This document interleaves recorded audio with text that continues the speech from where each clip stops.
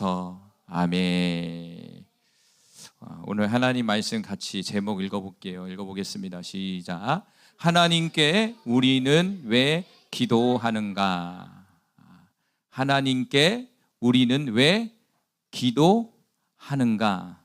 기도해야 하는가가 아니라 왜 기도하는가라는 거예요.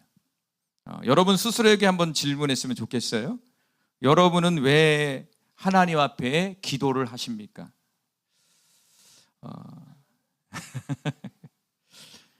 여러분은 기도에 있어서 여러분의 나름대로의 의미가 무엇입니까? 아니, 여러분은 어떤 방식으로 기도를 하고 있죠? 한번 물어볼게요. 첫 번째로, 나에게 있어서 기도는 위로와 평안을 준다. 동의하시면 손 드시면 돼요.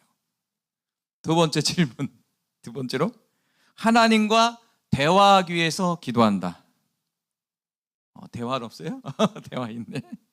자, 세 번째, 습관적으로 한다. 습관적으로 하시는 분도 있네요. 네 번째, 자기를 돌아보기 위해서 기도한다. 자기를 돌아보기 위해서 기도한다. 다섯 번째, 잘 모르겠다.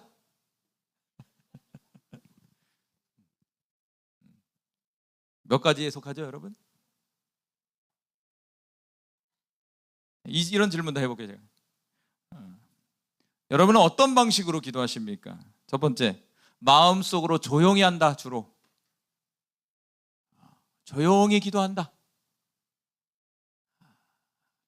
두 번째, 큰 소리를 내서 기도한다.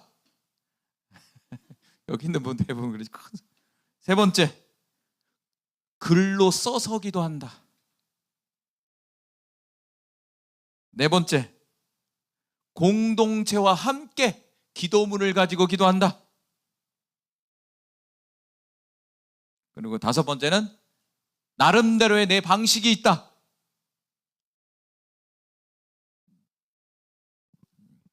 찾아보시기 바랍니다. 있죠? 이렇게 보면은 참 다양한 것 같아요.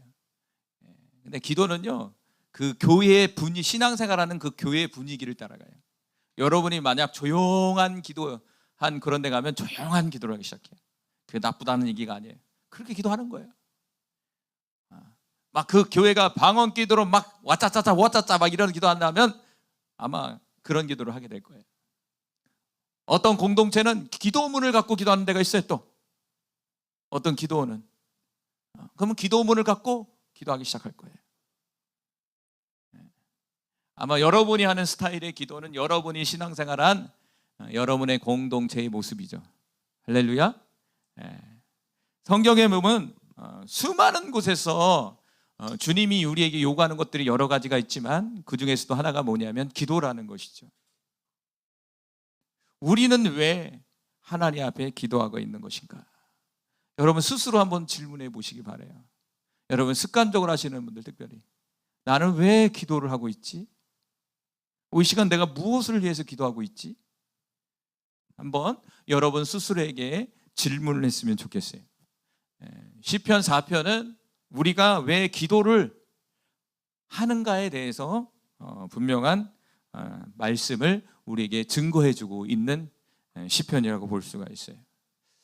시편 4편의 내용은요, 여러분 성경 보면 맨 꼭대기에 뭐라고 적혀 있죠? 이렇게 제목이 뭐예요? 성경에 써 있어요. 아니요.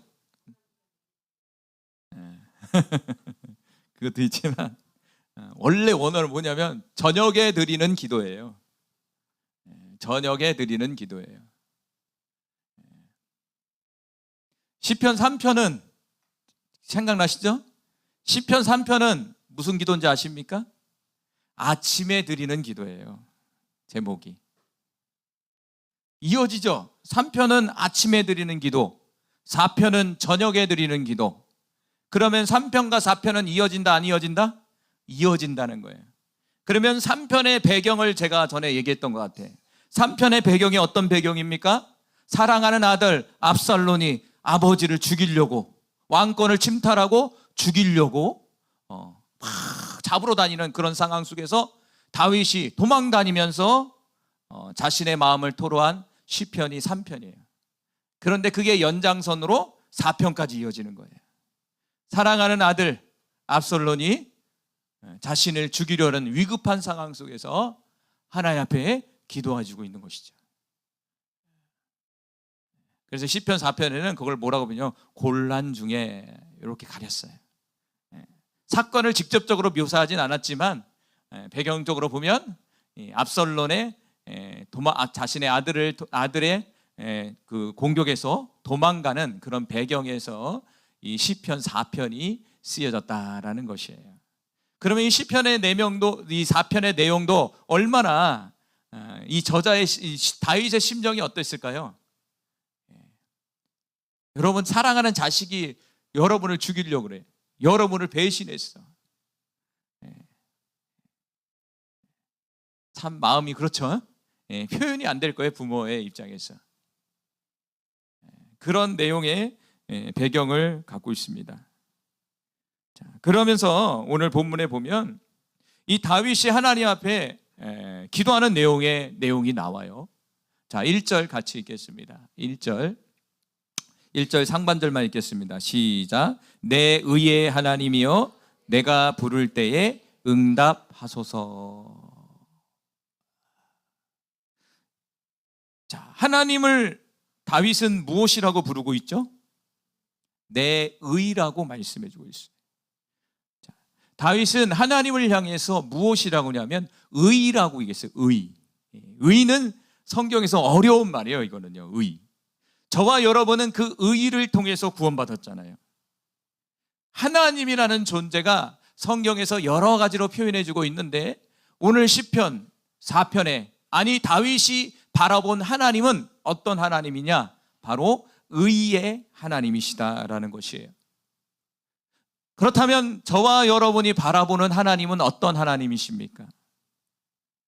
여러분이 바라보고 있는 하나님은 어떤 하나님이십니까? 그런데 성경에 보면 대부분의 하나님은 무엇으로 표현하냐면 의의 하나님으로 표현합니다. 미안한 얘기지만 의로서 많이 표현해 주고 있어요. 특별히 구약은 의에 대해서 엄청나게 이야기하고 있어요. 자, 의라는 건 무엇입니까? 원어로 보니까 히브리어로 읽어볼까요? 히브리어로 시작. 제데크라는 말이에요. 우리 성경에는 그것을 뭐라고 얘기냐면 공의로 표현해주고 있어요. 공의. 공의라는 말은 뭐냐면 옳고 그름을 얘기하는 거예요. 옳고 그름을 분별하는 거예요. 그게 바로 공의라는 거예요. 다시 말한다면 하나님은 옳고 그름, 그것을 판단하시는 분이시다라는 거예요. 할렐루야. 하나님은 오늘도 우리의 삶 속에 우리의 마음과 우리의 행동에 옳고 그름을 판단하고 계세요, 여러분. 하나님이 우리를 사랑의 눈으로 바라보지만 하나님은 지금도 우리를 공의의 눈으로 우리를 바라보고 있습니다. 우리의 생각을 보시고 계시고요, 우리의 행동을 보시고 계시고요, 여러분이 무슨 생각을 가지고 이 시간 예배 드리는지도 다 알고 계시는 거예요. 그런데 중요한 건 뭐냐면 하나님의 속성인 그 의의 잣대를 가지고 우리를 평가하신다는 거예요. 좀 무서운 말입니다, 여러분. 우리의 하나님의 기준을 통해서 우리를 바라보고 계시는 거예요. 하나님은 우리를 사랑하지만 그 기준을 판단하시고 그 기준에 따라서 하나님이 우리에게 다가오시고 말씀하시는 거예요. 여러분, 오늘 하루 동안에 과연 나는 하나님의 눈앞에 이 공의의 기준, 체데크의 이 기준 속에서 얼마만큼 하나님이 나의 삶 속에서 옳다라고 인정을 해주고 있습니까? 아니, 얼마만큼 오늘 하루 우리가 하나님 앞에 인정을 받으셨습니까? 저에게도 질문하는 것이고 우리 모든 성도님에게도 질문하는 거예요. 한번 돌아보세요. 오늘 24시간 동안에 나의 행동의 모든 모습, 그리고 나의 모든 마음가짐들, 나의 모든 시선들을 한번 생각해 보시고 과연 이러한 행동과 이러한 모습들이 하나님이 옳다라고 인정하는 모습과 행동인지. 할렐루야. 한번 돌아보시기 바라요. 저도 이렇게 돌아보면 부끄럽죠. 이렇게 제가 설교하지만 하루를 또 돌아보니까 그렇게 하나님이 저를 옳다라고 인정하는 부분이 많이 없는 것 같아요. 오늘 하루 24시간을 살았지만 내 뜻대로 많이 살았고, 내 생각대로 너무 많이 살았고, 내가 보고 싶은 거 막 보고 살았고, 24시간 동안에 그러지 않았습니까? 순간순간 우리가 그런 삶을 지금 하루 동안에도 살았단 말이에요. 어떻게 보면 이 예배 시간은 다시 정신을 차리는 거예요. 우리의 정신을 다시 주님께 향하는 거예요. 할렐루야. 날마다 우리 모두가 하나님의 기준 속에서 옳은 삶을 살길 간절히 소망합니다. 할렐루야. 그런데 이 다윗은요, 그 하나님에 대해서 믿었고 그 하나님을 향해서 자신의 기도를 응답해 달라는 거예요. 야, 이거는 뭔 얘기입니까? 자신은 하나님 기준에 옳게 살았다는 거예요. 지금 이 드려지는 이 기도는 하나님의 의에, 공의에 합당한 기도라는 거예요. 이렇게 자신 있게 여러분 기도할 수 있습니까? 신약에 보니까 자신 있게 자신을 닮으라고 얘기하는 사람이 한 사람 있어요. 누구죠? 너희는 나를 본받으라. 사도 바울이에요. 사도 바울. 사도 바울의 서신에 보면 너희는 나를 본받으라. 여러분, 누가 나를 본받으라? 아유, 교만하구나 이렇게 얘기할 수 있겠지만 성경에 기록되어 있다는 것은 하나님이 인정했다는 거예요. 여러분 다윗도 하나님 앞에 얼마나 당당했는지. 하나님, 당신은 의의 하나님이 아닙니까? 그렇다면 이 시간 내가 드려지는 이 기도는 반드시 응답해야 됩니다. 왜? 자신이 드려지는 이 기도 자체가 하나님의 공의에 합당하니까. 그렇다면 다른 게 있다는 거죠. 기도 속에 하나님의 합당한 기도가 있는 것이고 하나님 앞에 합당하지 않는 기도가 있다는 얘기예요. 여러분, 그러면 오늘 여러분이 기도를 할 건데, 그리고 좀 전에 기도했잖아요. 그러면 여러분의 마음속에 그 기도가 또 질문을 해야 되겠죠. 뭐라고 해야 되겠어요? 하나님, 내가 드려지는 이 기도가 과연 하나님 앞에 합당한 기도입니까? 아니면 내가 이렇게 드려지는 이 기도가 하나님 앞에 합당하지 않는 기도입니까? 라고 질문을 해야 되겠죠. 질문을 안 해도 성령님이 깨닫게 하시잖아요. 그래서 기도 중에 어떻게 가요? 내가 이렇게 기도해야지 했는데 갑자기 이상한 데로 쭉 가잖아요. 막 난 이런 문제를 놓고 기도해야 되는데 갑자기 어떤 사람이 딱 떠오르잖아요. 그 왜 그럴까요? 기왕이면 우리의 기도가 하나님 앞에 합당한 기도가 되길 바랍니다. 할렐루야. 이런 다윗과 같은 정말 당당하게 하나님 앞에 요구할 수 있는 그런 하나님의 사람이 되기를 간절히 소망해요. 자, 시편 9편 8절에 보면 하나님은 어떤 분이냐. 자, 읽어봅니다. 시작. 공의로 세계를 심판하시며 정직으로 만민에게 판결을 내리시리로다. 할렐루야. 하나님은 이 세상을 심판하는 분이에요. 하나님은 주먹고기식으로 막 자기 마음대로 심판하는 분이 아니라는 거예요. 하나님은 절대적인 공의를 가지고 절대적인 기준을 가지고 이 세계를 심판하신다는 거예요. 그리고 그 기준에 따라서 하나님이 판결하신다는 거예요. 만약 하나님이 공의가 없다면, 하나님의 속성 속에 공의가 없다면 질서는 없어질 거예요. 공의라는 말은 우리에게 너무 거북한 말이에요. 기준이 되니까 저와 여러분에게 있어서 상당히 부담되는 말씀일 수 있어요. 그런데 안타깝게도 오늘 본문에서도 성경 곳곳에서는 하나님의 공의로 이 세계를 심판하고 있고, 더 나아가 저와 여러분을 지금 바라보고 있다는 사실, 이거를 명확하게 우리가 기억해야 된다는 거예요. 그리고 먼 훗날 주님 만났을 때 바로 우리를 평가하신다는 거예요. 여기서는 판결로 얘기해 주고 있어요.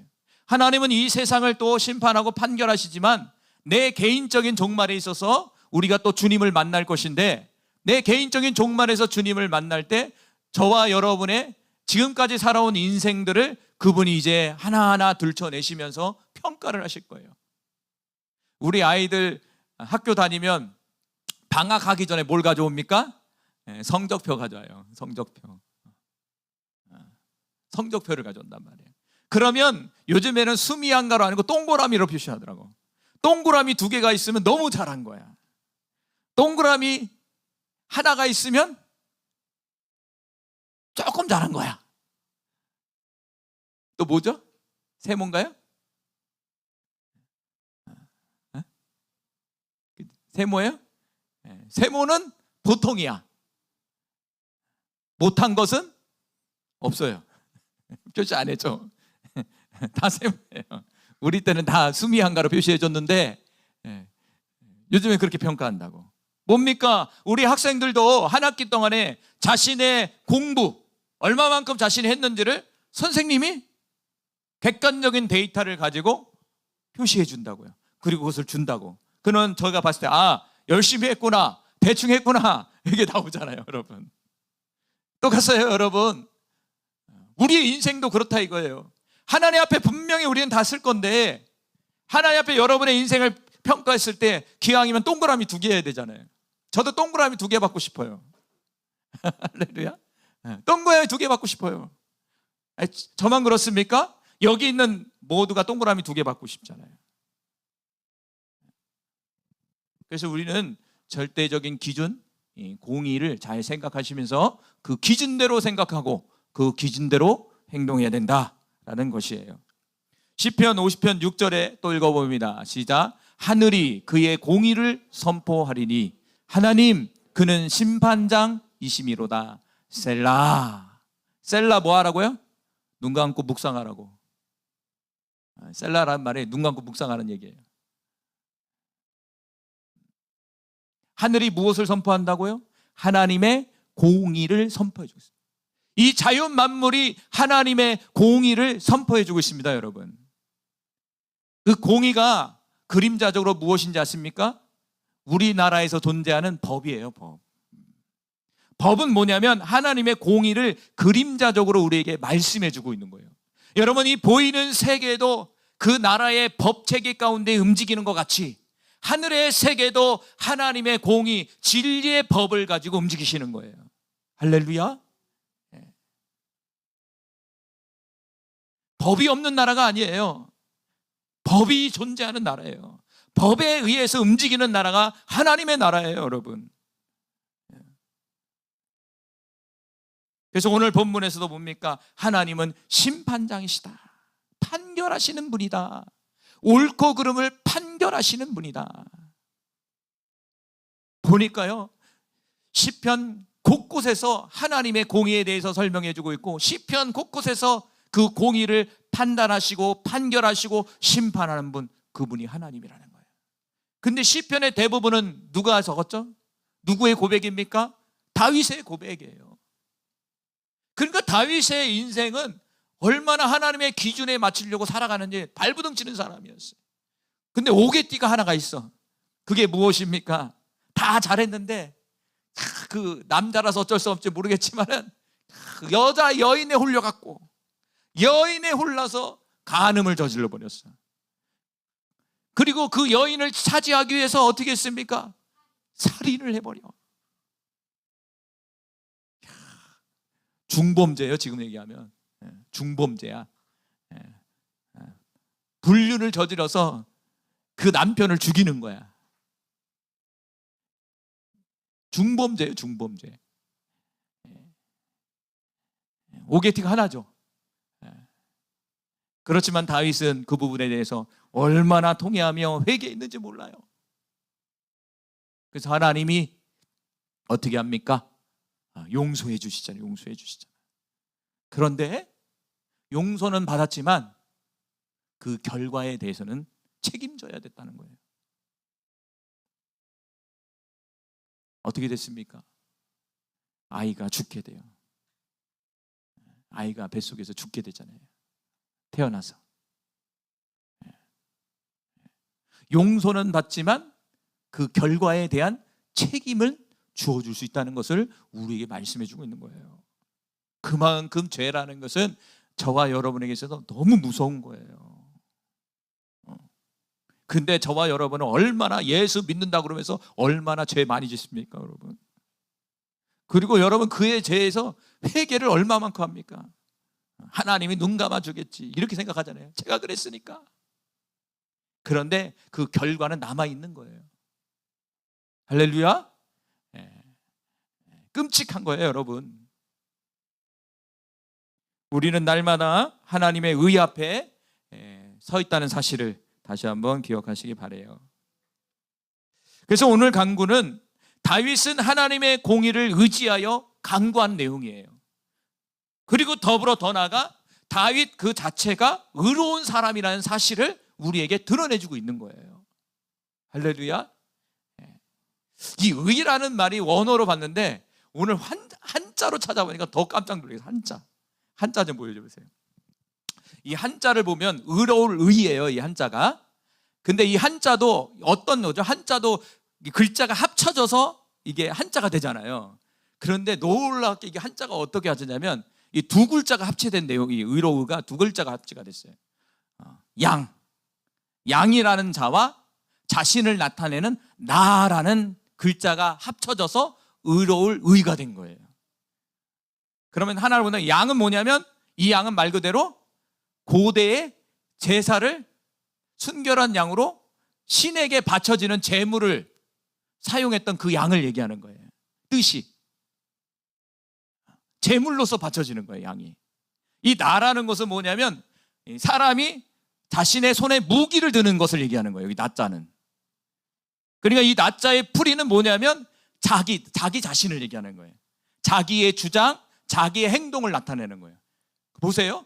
양과 자신이 합체된 거예요. 그게 의래요.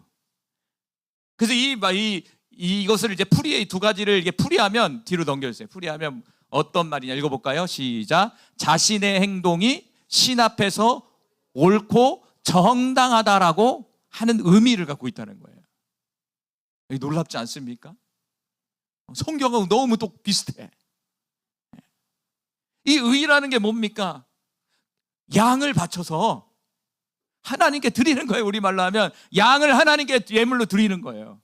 그리고 그 양을 통해서 자신의 죄를 씻음받고 우리말로 한다면 하나님 앞에 의로운 존재가 돼서 내가 옳다라고 하나님 앞에 주장하는 걸 얘기하는 거예요. 그게 의로울 의예요, 여러분.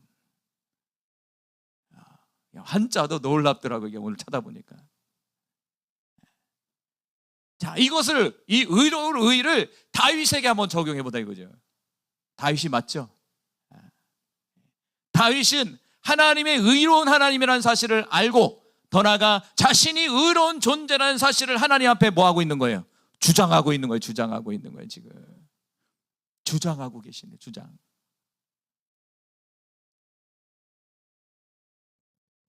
스바냐 2장 3절 말씀 같이 읽어봅니다. 시작. 여호와의 규례를 지키는 세상의 모든 겸손한 자들아, 너희는 여호와를 찾으며 공의와 겸손을 구하라. 너희가 혹시 여호와의 분노의 날에 순김을 얻으리라. 할렐루야. 스바냐 2장 3절에 우리에게 무엇을 구하라고 말씀하고 있습니까? 공의와 겸손을 구해야 된다라고 말씀해주고 있다는 것이죠. 오늘 말씀의 주제인 공의를 구해야 돼. 하나님의 의의를 구하라는 거예요. 여러분, 우리의 기도 속에 하나님의 의의를 구하고 계십니까? 아니, 신약에 보면 예수님이 우리에게 먼저 무엇을 구하라고 말씀하시죠? 하나님의 나라와 그의 의의를 구하라. 그리하면 이 모든 것을 너희에게 더하시리라. 더한다는 건 우리의 삶 속에 필요한 것들을 얘기하는 거예요. 우선순위를 얘기하는 거예요. 그 우선순위 안속에 뭐가 있냐? 하나님의 의의가 있는 거예요. 하나님의 의의, 하나님의 공의가 있는 거예요. 오늘 스바냐에서도 저와 여러분에게 말씀하기를 하나님의 의의를 구하라. 하나님의 의의를 구한다는 건 무엇일까요, 여러분? 하나님의 의의를 구하는 건 뭘까요? 하나님의 의의가 무엇인지를 깨달아 그 하나님의 의답게 사는 거예요. 하나님의 공의의 기준 맞게 살아가는 것을 구하는 거예요. 그것이 무엇인지를 깨닫게 해달라는 거예요. 내가 지금 이 행동을 하고, 내가 지금 이 시간 기도하고, 내가 이 시간 무엇인가를 하는데, 뭔가를 선택하는데 이것이 과연 하나님의 의에 부합하는지 하나님 깨닫게 해주십시오. 지금 내가 행동 하나하나 것들, 말 하나하나 것들이 하나님의 의 앞에 내가 이게 부합되는 것입니까? 주님 깨닫게 해주세요. 그걸 구하라는 거예요. 그럼 너무 많겠죠. 하루 동안에 하루를 시작하는 데 있어서 여러분이 결정하고 수많은 판단을 할 거예요. 24시간 동안에. 그리고 수많은 감정들이 우리의 마음속에 스쳐 지나가요. 그리고 때로는 생각이 딱 들어와서 그 생각에 사로잡혀서 막 행동해버리기 시작해요. 중요한 건 뭐냐면 하나님의 공의. 하나님, 과연 내가 이렇게 해야 될 것인데 하나님 공의에, 하나님의 의에 과연 이게 맞는 일입니까, 주님? 물어보셔야죠. 구한다는 것은 물어보라는 얘기예요. 물어보는데 맞다! 이름은 얼마나 좋아.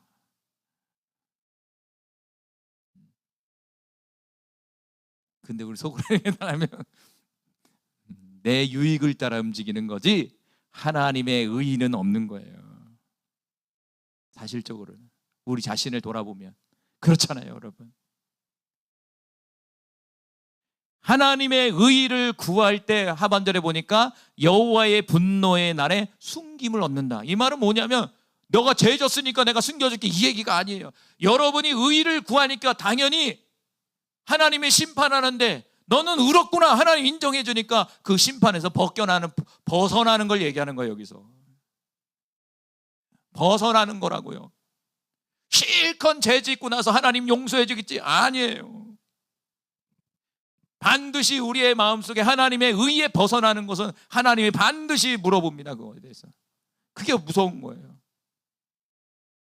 숨기려도 숨길 수가 없어요. 그래서 성경에 보니까 주님 만나면 너 이랬어, 이게 아니라 주님 앞에 서면 우리 스스로가 직고하리라 이렇게 써 있어요. 요한계시록에. 스스로가 말을 한다는 얘기죠. 왜 그럴까요? 우리의 양심의 소리가 우리를 책망하니까 그래요. 여러분, 의의를 구하길 바랍니다. 여러분, 어떤 행동을 할 때도 하나님의 의에 이게 부합된 것입니까? 라고 물어보시기 바라요. 신명기 16장 20절 말씀 같이 또 있습니다. 시작. 너는 마땅히 공의만을 따르라. 그리하면 내가 살겠고 내 하나님 여호와께서 내게 주시는 땅을 차지하리라. 할렐루야. 무엇을 따르라고요? 공의만 따르래요. 여기서 마땅이라는 말이 우리말로 언어가 똑같아요. 공의라는 뜻이에요. 공의만을 따르라. 풀이하면 공의만을 따르라. 공의를 2번 강조했어요. 그러면 중요한 거예요? 중요하지 않는다는 거예요? 2번 말했다는 것은 중요하다는 거예요. 중요하다는 거예요. 절대적인 기준이라는 거예요. 그러면 어떻게 됩니까? 공의를 따라, 하나님의 의의를 따라 살게 되면 하나님이 우리에게 축복해 주신다라는 소리예요. 여기서 이제 가나안 땅을 주는데 신약 성경은 뭐냐면 하나님의 복을 주신다는 거예요. 복을. 여러분이 누릴 수 있는 하나님의 축복을 누릴 수 있게 해주신다는 거예요. 그러니까 사실적으로는 우리가 공의대로 살지 못하니까, 공의를 따라 판단하고 결정하고 살지 못하니까 우리가 하나님의 축복을 많이 받지 못하는 거예요. 기왕이면 축복 많이 받길 바랍니다. 할렐루야. 네. 그러면서 2번째로 다윗은요, 하나님의 너그러움과 은혜를 의지하여 기도했다는 거예요. 그것은 다윗의 기도뿐만 아니라 오늘날 저와 여러분의 기도가 되어야 돼요. 자, 1절 하반절에 또 읽어봅니다. 시작. 곤란 중에 나를 너그럽게 하셨사오니 내게 은혜를 베푸사 나의 기도를 들으소서. 지금 이 다윗의 상황은 어떤 상황? 곤란 중에 있다. 곤란. 곤란 이러면 뉘앙스가 좀 어렵구나 이렇게 들리잖아요. 근데 원어로 보니까 어렵구나가 이게 아니라 고통스러운 거예요. 고통스러운 거예요. 고통스러운 것을 곤란으로 표현해 준 거예요. 원어로 보니까 차르라는 말이에요. 히브리어로 차르. 차르라는 말은 뭐냐면 고통스러운 거예요. 그런데 왜 고통스러웠냐면 자신 앞에 대적자가 있어서 그래요. 여러분, 제일 힘든 게 뭡니까? 물질이 없어서 힘들어요? 아니 병 때문에 힘듭니까? 이렇게 보면요, 제일 힘든 게 뭐냐면 인간관계야. 관계에서 틀어져서 힘들더라고. 잣개는 성도와의 관계 속에서 틀어져요.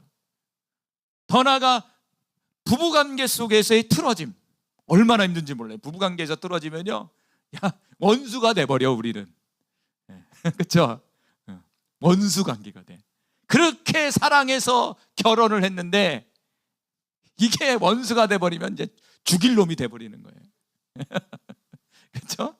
이게 희한하더라고요, 이 부부관계가. 또 뭐 있습니까? 부모와 자녀의 관계, 그 속에서 고통이 일어나는 거예요. 때로는 아까 된 것처럼 어떤 환경의 물질의 어려움, 그런 걸로 인해서 고통스러운 거.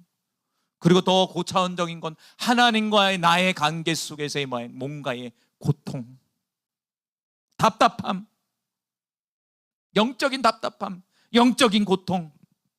근데 여기 있는 분들은 대부분 좀 고차원이니까, 우리는 신앙생활 하니까 하나님과의 관계 속에서의 그 답답함과 고통. 아니 지금 저와 여러분, 아니 여기 앉아있는 우리 성도님은 무엇이 곤란 중에 있습니까, 여러분? 무엇이 여러분의 내면 속에 지금 말은 못하지만 막 스물스물 나를 조이고 나를 이렇게 힘들게 하고 있습니까? 말 못하는 것들이 있잖아요. 누구도 말할 수 없는 거, 자식에게도 말할 수 없고 목사님에게도 말할 수 없고, 나만 알고 있는 거, 그리고 우리 주님만 알고 있는 거. 다윗이 그렇다 이거예요. 여러분, 다윗은 왕이에요. 왕이 누구한테 얘기할 수 있겠습니까? 자신의 아픔을 생각해 보세요. 말할 수 있는 존재들이 없어요. 왕인데 어떻게 누구 친아들에게 자신의 어려움을 얘기할 수 있겠습니까? 오직 다윗은 어떻게 보면 하나님과 얘기할 수밖에 없는 상황이야. 오히려 그게 더 축복일 수 있어요. 하나님 앞에 얘기할 수밖에 없어요. 그런데 하나님이 최고의 해결자죠. 괜히 옆 사람에 얘기해봤자 뭐 만납니까? 뭐 만나요? 소문 만나요. 소문만. 소문만 나. 곤란 중에 있었다. 곤란 중은 아까 배경적으로 뭐냐면 사랑하는 아들이 자신을 죽이려고 하는 거예요.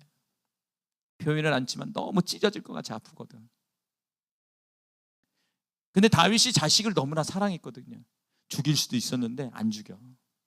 부모는 자식을 죽일 수가 없잖아요. 근데 자식은 오늘 성경에 보니까 부모를 죽일 수 있더라고. 그게 얼마나 표현이 안 되죠. 이 단어로만 봐도 표현이 안 돼. 천국 가서 한번 물어보세요. 어땠는지. 그러한 곤란 중에 뭐 했다고요? 하나님이 자신을 너그럽게 대했다, 이렇게 써 있어요. 너그럽다는 말이 뭡니까? 이 표현이 뭐냐면 이게 원어로 보니까 넓다라는 거예요. 다시 말한다면 여러분 있잖아요, 마음이 넓은 사람 얘기하잖아요. 넓은 사람, 뭐든지 수용해 줄 수 있고 뭐든지 이해해 줄 수 있는 분, 자신이 실수해도 뭐든지 이해해 주고 뭐든지 수용해 줄 수 있는 분이 누구냐? 사람들이 아니었다는 거예요.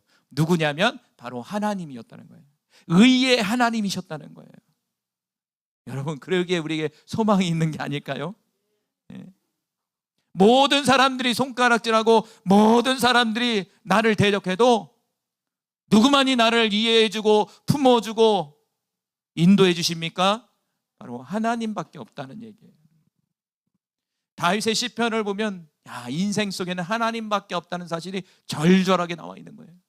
최고의 권력, 최고의 힘을 갖고 있는 다윗, 모든 것을 갖고 있는 다윗. 그런데 너무 외로웠어. 보면은 너무 힘든 인생이야. 40년 동안 약 40년 가량을 통치했는데 40년 동안 별의별 일들이 다 생겨. 인생이 순탄치가 않아. 이제 솔로몬이 이제 그걸 누리지만 다윗은 너무 힘든 인생을 사는 거예요. 그 구비구비 가정 속에서 하나님이 자신을 이해해 주셨다는 거예요. 할렐루야. 누구도 저와 여러분의 마음을 이해해 주지 않습니다. 여러분 무언가 얘기하면 그 사람이 이해해 줄 것 같아요? 그 사람이 뒤돌아서 아유 이렇게 할 수 있어요. 사람이라는 존재가 흉을 본다고. 이해하는 것 같지만 나중에 흉을 본다고.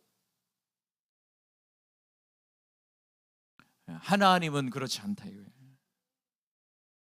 여러분 오늘 기도할 때 하나님의 속삭이세요.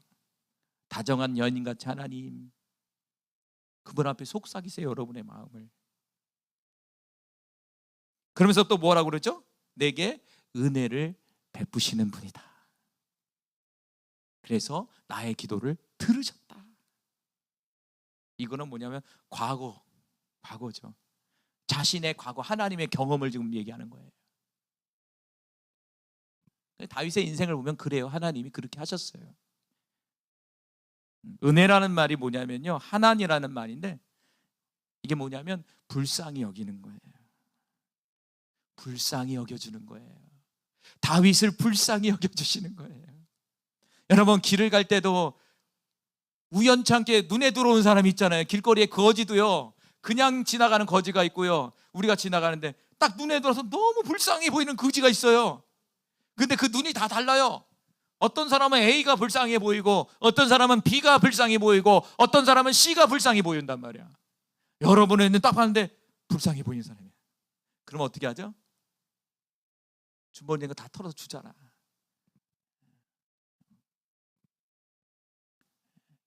주님 앞에 저와 여러분이 불쌍히 여김을 받아야 돼요. 사실은 우리는 불쌍한 사람이잖아요. 영적으로 우리는 죄인으로서, 영적 고아로서 하나님 모르고 살았잖아요. 근데 그분이 불쌍히 여겨주셔서 이 땅 가운데 예수 그리스도를 보내주시고 우리 안에 성령님 보내주셔서 하나님 자녀 삼으셨잖아요. 하나님의 마음은 날마다 얼마나 안타깝게 우리를 바라보실까요? 여러분이 힘들어하고 고민하고 염려하고 고통스럽게 남모르게 울부짖고, 하나님은 옆에서 같이 우시는 거예요. 할렐루야. 그 성경에 보세요. 옆 사람이 웃으면 같이 웃고, 옆 사람이 울으면 같이 울으라고 하잖아요. 우리 주님이 그렇다 이거죠. 주님은 다윗을 불쌍히 여겼다라는 거예요. 호세아서 11장 8절 말씀 같이 읽어봅니다. 시작. 에브라임이여 내가 어찌 너를 놓겠느냐, 이스라엘이여 내가 어찌 너를 버리겠느냐, 내가 어찌 너를 아드마같이 놓겠느냐, 어찌 너를 스보임같이 두겠느냐, 내 마음이 내 속에서 돌이키어 나의 궁율이 온전히 불붙듯 하도다. 자, 여기서 보니까 너를 놓지 않겠다. 에브라임이요, 북이스라엘을 얘기하는 거죠. 이스라엘이요, 남유다를 얘기하는 거예요. 너를 버리지 않겠다. 다시 말한다면 구약에 나오는 하나님의 백성들을 놓지 않고 버리지 않겠다. 그러면서 하시는 말이 뭐냐면 너를 긍휼히 여긴다. 그 긍휼의 마음이 하나님의 마음에 불붙듯 일어난다 이거예요. 이스라엘을 바라볼 때, 하나님의 자녀들을 바라볼 때 그분의 마음에 긍휼이 불붙듯 일어난다는 거예요. 공의의 하나님이면서 우리에게 긍휼을 베풀어 주시는, 우리를 불쌍히 여기시는 분이라는 거예요. 안타깝게 바라보는 분이라는 거예요. 오늘 우리가 기억할 것은 주님은 우리를 포기한다, 포기하지 않는다, 절대 포기하지 않는다. 그러기에 우리도 포기하지 않는다. 할렐루야. 6개월 전에 제 마음속에 들어온 단어가 있어요. 가끔씩 속으로 외치고 있어요. 포기하면 지는 것이다. 계속 되새겨요. 해볼까요? 포기하면 지는 것이다. 내가 지금 쓰러져도 다시 일어나서 전진한다.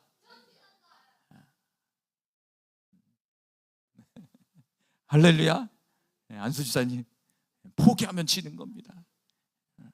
절대 포기하면 안 됩니다. 주님 만나는 그날까지 내가 실수하고 넘어지고 코가 깨져도 다시 일어나서 나는 포기하지 않고 다시 전진해 나간다. 다시 시작한다. 할렐루야. 6개월 전부터 주님이 그 음성을 들려줘 갖고 쓰러질 것 같으면 다시 그 마음을 쫙 줘서 난 그래도 절대 포기하지 않아. 반드시 내가 이룰 거야. 반드시 내가 할 거야. 포기하는 것은 지는 거야 라고 외쳐요. 할렐루야. 우리 주님이 그렇다 이거죠. 우리 주님은 절대 포기하지 않는다는 거예요. 하나님의 의의 길, 공의의 길로 반드시 저와 여러분을 인도하신다는 거예요. 그 곤란 중에서도 반드시 우리에게 응답하시고 온전한 길로 인도해 주신다는 거예요. 우리는 반드시 승리합니다. 자, 마지막으로 이사야서 55장 6절과 7절 말씀 시작. 너희는 여호와를 만남만 할 때 찾으라. 가까이에 계실 때에 그를 부르라. 또 7절. 악인은 그의 길을, 불의한 자는 그의 생각을 버리고 여호와께로 돌아오라. 그리하면 그가 긍휼히 여기시리라. 우리 하나님께로 돌아오라. 그가 너그럽게 용서하시라. 아멘. 돌아오십시오, 여러분. 돌아오세요. 돌아오세요. 돌아오면 용서해 주시고 품어 주시고 인도해 주겠다 이거예요. 문제는 뭐냐면 돌아오지 않는다는 거예요. 돌아오라는 거예요. 돌아오라는 거예요. 오늘도 오늘 하나님께서 저와 여러분에게 마음속에 돌아오라고 말씀하고 있는 거예요. 아니, 저 세상에서 헤매고 있는 영혼들을 향해서 돌아오라고 말씀하고 있는 거예요. 지금 유튜브 보고 있는 헤매고 있는 영혼들 돌아오라고 주님 말씀하고 있는 거예요. 할렐루야. 돌아가면 회복되고 돌아가면 응답됩니다. 돌아가면 하나님의 축복 속에 살 수 있습니다. 우리는 날마다 이러한 마음을 가지고 살아가야 된다는 거예요. 할렐루야. 결론을 맺겠습니다. 오늘 말씀제부터는 우리는 왜 하나님께 기도해야 합니까? 기도합니까?